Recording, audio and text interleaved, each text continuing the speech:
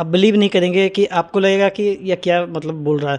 कोई ऐसा बंदा भी हो सकता है दुनिया में एग्जिस्ट करता है जिसके अंदर इमोशन है ही नहीं, लव है ही नहीं, कंपैशन है ही नहीं, दे आर नार्सिसिस्ट, राइट। कोशिश भी करेंगे, फॉर एग्जांपल आपसे कोशिश भी करेंगे कि आपको बोलेंगे कि आई लव यू, या फिर आपसे कोशिश करेंगे कनेक्ट होने का, बट नहीं हो पाएंगे। That's why they are narcissist. तो बड़ा पसंद है कि मतलब लोग मेरी तारीफ़ करें, बस मैं ही मैं दुनिया में मैं ही एग्जिस्ट करता हूँ, आप हैं ही नहीं, ऐसा है। For example I am a narcissist और मैंने मास्क पहन रखा है अच्छा दिखने के लिए, आपके सामने अच्छा दिखने के लिए, आपके सामने अच्छा दिखने के लिए मैंने अच्छा वाला मास्क पहन रखा है, राइट। और जैसे ही मैंने, ये ज़्यादातर आपको रिलेशनशिप में देखने को मिलेगा, बॉस भी मिलते हैं, अलग अलग लोग मिलते हैं, बट रिलेशनशिप में आपको इसलिए देखने के लिए मिलेगा क्योंकि रिलेशनशिप में सामने वाला बंदे को कंट्रोल में करना है। जब आपको इस पे ट्रस्ट हो गया नार्सिसिस्ट पे, देन ही और she will remove her mask. अब आप असली चेहरा देखेंगे नार्सिसिस्ट का कि what this is. It means कि हम लोग को डरना चाहिए, नार्सिसिस्ट पर्सन से डरना चाहिए। ये इतने खतरनाक है, जीते जागते शैतान है, आपको हार्म करने के लिए कुछ भी करेंगे, किसी भी हद तक जाएंगे, मतलब आपको जान से भी मार। पर्सनालिटी डिसऑर्डर, जिसको कैरेक्टरिस्टिक डिसऑर्डर बोलते हैं, इसका ट्रीटमेंट नहीं है, राइट। इसको आप हम लोकल भाषा में कहेंगे, पटना बिहार में हम लोग रहने वाले हैं, हम लोग बोलेंगे कि कोई आदमी को पर्सनालिटी डिसऑर्डर है तो आप नहीं कह सकते हैं कि आदमी मनभरू है, ठीक है ना। और या फिर ये बोल सकते हैं तुम्हें रहते रहते तुमको दौरा आ गया, लाइक ये वर्ड हम लोग यूज़ करते हैं। नमस्कार, मैं हूँ आपके साथ सृष्टि वर्मा और आज मैं कोई एक न्यूज़ नहीं करने जा रही हूँ, मैं एक टॉपिक है जिस पे हम लोग बात करने जा रहे हैं। जी हाँ, जिसका नाम है NPD। NPD it stand for narcissist personality disorder. जी हाँ, और इस मुद्दे के बारे में, इस टॉपिक के बारे में बहुत लोग चर्चा नहीं करते। चर्चा क्या, लोग इसको अवॉइड करते, लोग जानते भी नहीं हैं, और स्पेशली बिहार में लोग इसको बिल्कुल ही नहीं जानते। तो आज इसी टॉपिक पे हम लोग बात करने जा रहे हैं। मेरे साथ है बिहार के काफ़ी चर्चित जादूगर जिनका नाम है R एंजल। तो मैं आपको वेलकम करती हूँ हमारे पेज में, और मैं इन्हीं से जानना चाहूँगी सबसे पहले कि ऑडियंस को बताएं कि NPD है क्या। आप इसको ब्रीफली समझाएं कि ये क्या है। ओके, पहले तो मैं आपको बता दूँ, I am survivor and thriver of narcissistic abuse. Okay, so इसका मुझे अनुभव भी है और मैंने पढ़ा भी है, राइट। सो नार्सिसिस्ट, जैसा कि आपने मुझे बताया कि मैं मजिशियन हूँ, नार्सिसिस्ट भी जादूगर है। पता है क्या जादू क्या करता है? Magic is the art of creating illusion. तो नार्सिसिस्ट का जो माइंड है ना, वो अपने आप में, अपने जो सेल्फ इमेज है, वो इल्यूज़न क्रिएट करता है अपने इमेज को लेकर के, पब्लिक के सामने, लोगों के सामने। और इसको बोलते हैं NPD, narcissistic personality disorder, right.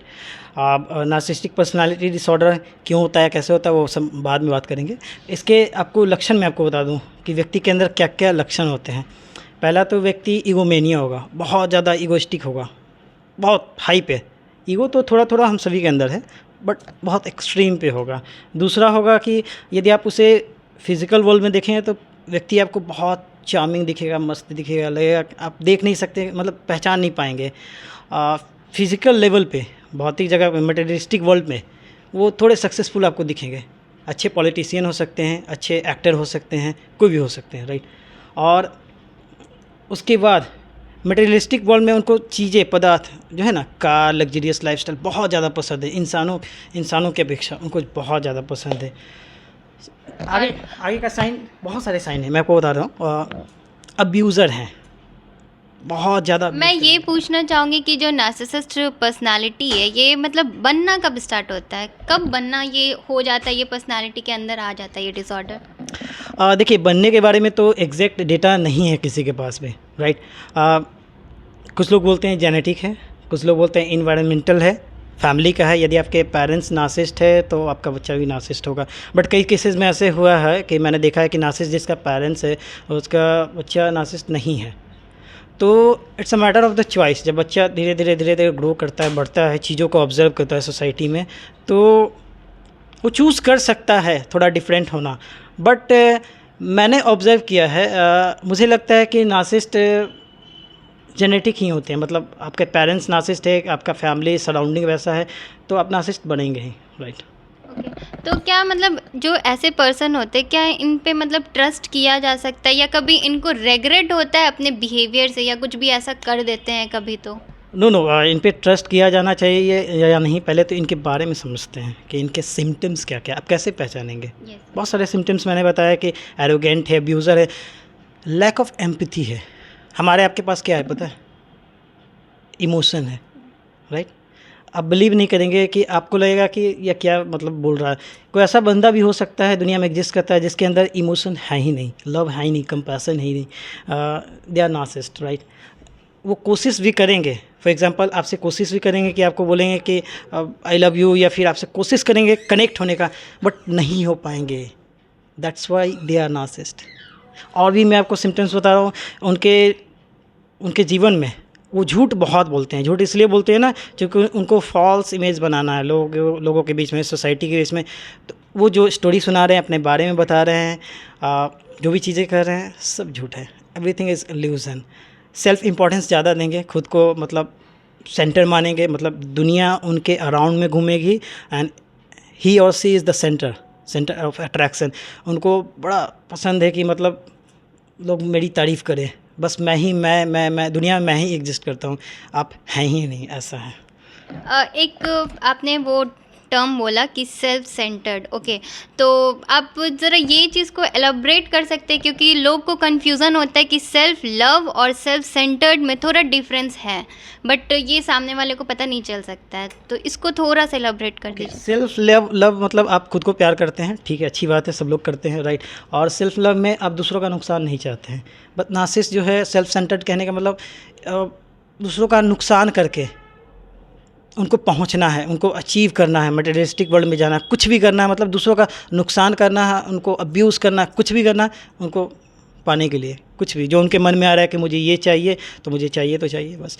Order दिया आपको, आप नहीं ला के दिए, then you are gone. It means कि वो लोग कुछ भी तरीका अपना सकते हैं और उनको अपने ही इर्द गिर्द जो कहते हैं कि लोगों को रखना पसंद है, और कुछ भी तरीका नहीं, वो दे आर सो मैनिपुलेटिव। मैंने बताया वो झूठ बोलते हैं तो आपको मैनिपुलेट करेंगे, गैसलाइट करेंगे, बहुत सारा टेक्निक यूज़ करते हैं, आपको ऐसा इल्यूज़न क्रिएट कर देंगे कि वो जो झूठ है, वो जो बोल रहा है, आपको यकीन हो जाएगा कि व्यक्ति सच बोल रहा है, ऐसा हो जाएगा। ये आपके दिमाग में मतलब गैसलाइटिंग करते हैं, इसको गैसलाइटिंग बोलते हैं। आपका दिमाग कंफ्यूज हो जाएगा कि मतलब हो क्या रहा है मेरे साथ।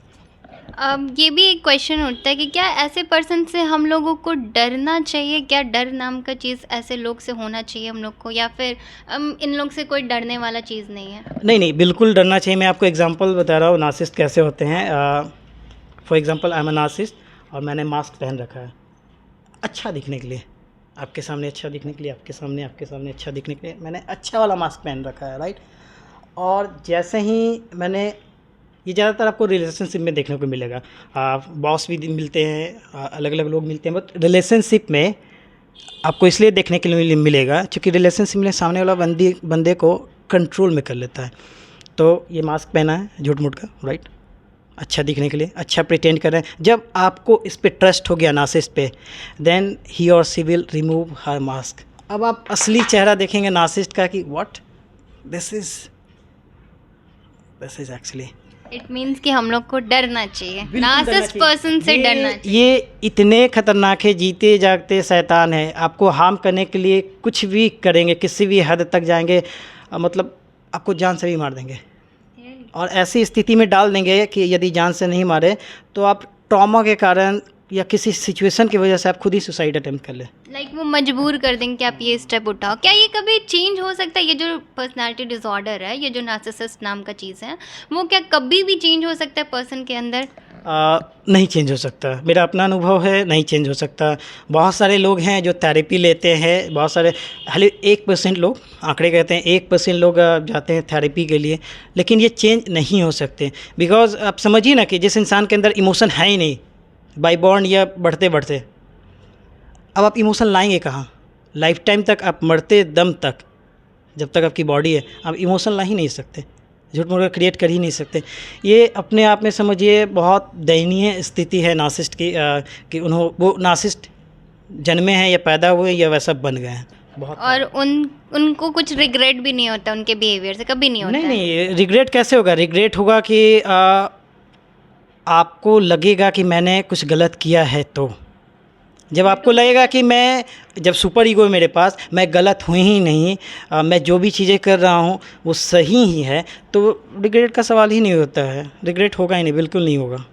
और इसका कोई ट्रीटमेंट, आई मीन अभी देश भर में इतने सारे ट्रीटमेंट चल रहे हैं, नए नए टेक्नोलॉजी का यूज़ हो रहा है, साइंटिस्ट डॉक्टर सब लगे हैं, बट क्या एनडीपी का अभी तक ट्रीटमेंट आया है कुछ ऐसा?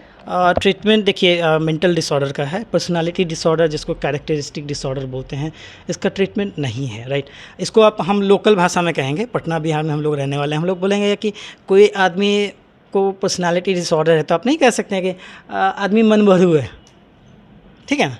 और या फिर ये बोल सकते हैं तुम्हें रहते रहते तुमको दौरा आ गया, लाइक ये वर्ड हम लोग यूज़ करते हैं लोकल में, तो ये कह सकते हैं। बट तो ट्रीटमेंट इसलिए नहीं है क्योंकि जब पेशेंट को पता ही नहीं है कि मैं पेशेंट हूँ, या पेशेंट को थोड़ा लगता भी है कि मेरे अंदर कुछ है ऐसा, तो वो कवर कर लेता है, या उसका ब्रेन ऐसे मैकेनिज़्म काम करता है कि वो शट डाउन हो जाता है और अपनी इमेज, फॉल्स इमेज फिर बना लेता है कि यार नहीं नहीं मैं बिल्कुल सही हूँ, आई एम ओके।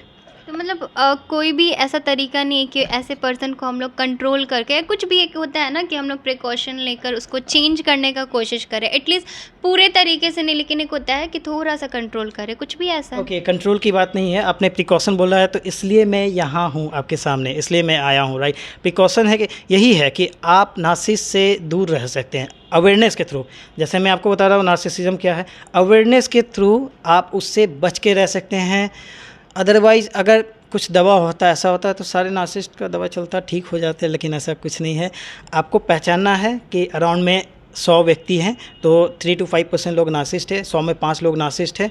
तो जो कैरेक्टर, मतलब जो चीज़ें हैं नार्सिसिस्ट को पहचानने के लिए, उसको पहचान करके आपने देख लिया, आप दूर हो जाइए ना, साइड हो जाइए, खुद को प्रोटेक्ट करें, इट मीन। और मैं ये भी पूछना चाहूँगी कि जैसा कि आपने कहा कि जो नार्सिसिस्ट पर्सन होते हैं ये हम लोग को डैमेज कर सकते हैं, आपका ये ओवरऑल? डेफिनेटली करते हैं, और ये ज़्यादातर रिलेशनशिप में है, हस्बैंड वाइफ रिलेशनशिप में, गर्लफ्रेंड बॉयफ्रेंड रिलेशनशिप। जब एक बार रिलेशनशिप में फंस जाएंगे आप बाहर नहीं निकल पाएंगे, बहुत मुश्किल है। तो मतलब ठीक है, ये डैमेज करते हैं, इमोशनली डैमेज, मेंटली, फिजिकली। तो जिस लोग पे ये अफेक्ट होता है उनके मतलब उनके वजह से, हाँ, जो उनके वजह से उनके लाइफ पे इफेक्ट पड़ता है, जो सामने वाला पर्सन है, तो वो डिप्रेस्ड हो जाता है, उनको ट्रॉमा आता है, या फिर उनको एग्जाइटी अटैक एंड ऑल आने लगते हैं। तो उसका क्या ट्रीटमेंट हो, उसको किस तरीके से हम लोग सही करने का कोशिश करेंगे? डेफिनेटली क्या होता है ना कि नार्सिसिस्टिक अब्यूज़ के बाद बहुत सारा इंजरी होता है, जिसमें आप ट्रॉमा में चले जाते हैं। जो विक्टिम होता है, जो सर्वाइवर होता है, वो ट्रॉमा में चला जाता है।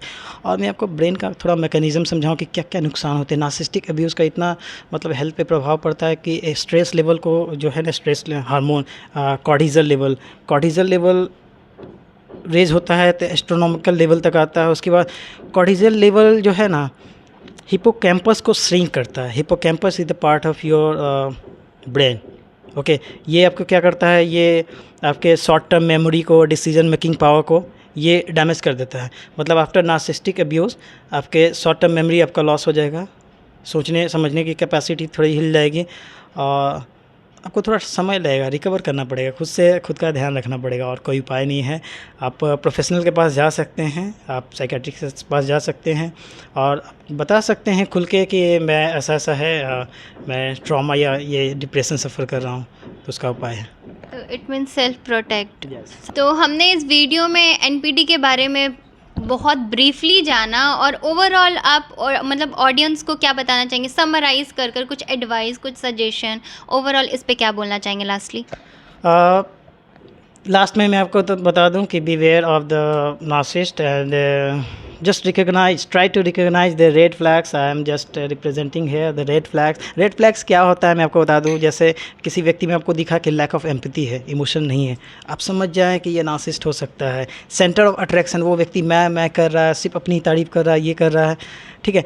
अनसपोर्टिव, आपको सपोर्ट ही नहीं कर रहा है, यदि हस्बैंड है या वाइफ है आपको बिल्कुल सपोर्ट नहीं कर रहा है, और अपनी गलती बिल्कुल नहीं मान रहा है, और आपको बता रहा है you are the problem, only you are the problem.